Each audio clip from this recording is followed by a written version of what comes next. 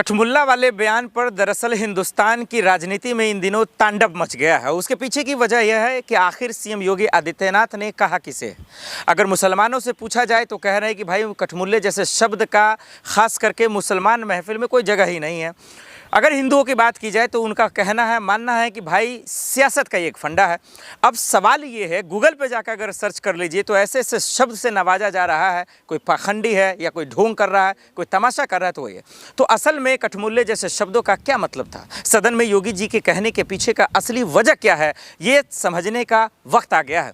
Social media के किसी भी प्लेटफॉर्म पर चले जाइए, सबसे वायरल व्यक्ति में अगर आपको दिखेंगे तो तिलकधारी जी, जो पंकज जी हैं, पंकज श्रीवास्तव जी इनका नाम है, और हमेशा से हर बयान पर खुलकर बेबाकी से बात रखते हैं।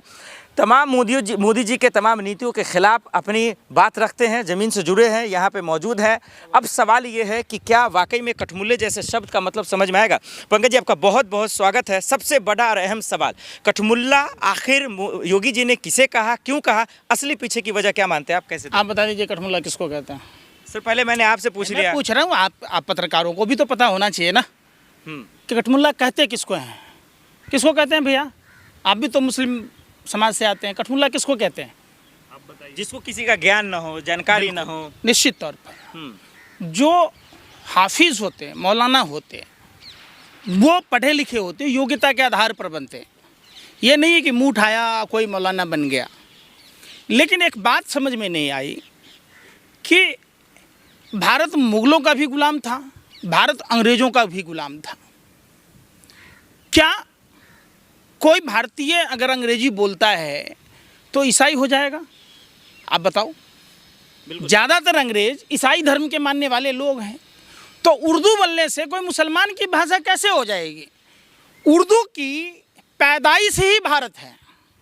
वो भी मेरठ में एक जगह है जहां आप जाओगे और खुद प्रधानमंत्री जी देश के मुसलमानों से, उर्दू बोलने वालों से, पैजामा कुर्ता पहनने वालों से, टोपी पहनने वालों से नफरत करते हैं। लेकिन जब कोई शुभ कार्य होता है तो पैजामा और कुर्ता तो हमारे सनातन परंपरा का हिस्सा नहीं था, फिर हम क्यों पहनते हैं?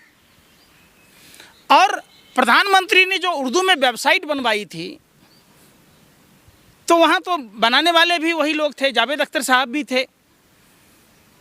आपने एक चीज़ और गौर नहीं किया होगा, अमीर खुसरो को उर्दू का जनक कहा जाता है। करीब 700 साल पहले इतिहास में जब जाएंगे, उर्दू हिंदी व्याकरण के बहुत सारे शब्द उसमें मिलेंगे।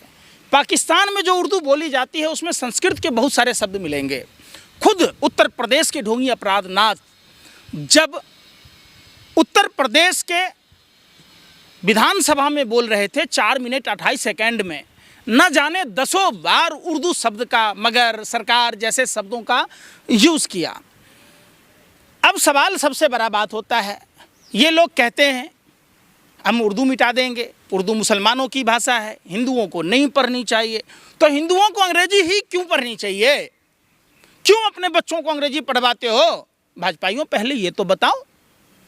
जावेद अख्तर जी से एक जगह सवाल पूछा गया कि उर्दू पर तो कि ये चल रहा है, तो उन्होंने कहा उर्दू को हम एक रोज़ मिटा देंगे जहाँ से। कम वक्त ये भी उर्दू में बोला जावेद अख्तर साहब ने कहा। तो जो वही लोग बोल रहे हैं, जो अब भाजपाइयों का तो वही चीज़ देखिएगा, फिर बोलेंगे हम अपनी बिहारी भाषा में अपनी पर आ जाएंगे तो बोलेंगे तो भाजपाइयों को मिर्ची लगेगी। जो बन गए जीजा हो गए यार, बाकी सब गद्दार। एक तरफ शेख को जाएंगे स्वागत करने, गले मिलने, एयरपोर्ट रिसीव करने, दूसरी तरफ देश के गरीब मुसलमानों से नफरत करेंगे। कैसे चलेगा ये देश? गंगा जमुना तहजीब से चलेगा, अमन भाईचारा से चलेगा। भारत की जो सभ्यता संस्कृति है, आप हिंदी से उर्दू को अलग नहीं कर सकते। उर्दू से संस्कृत, हाँ लीजिए ना।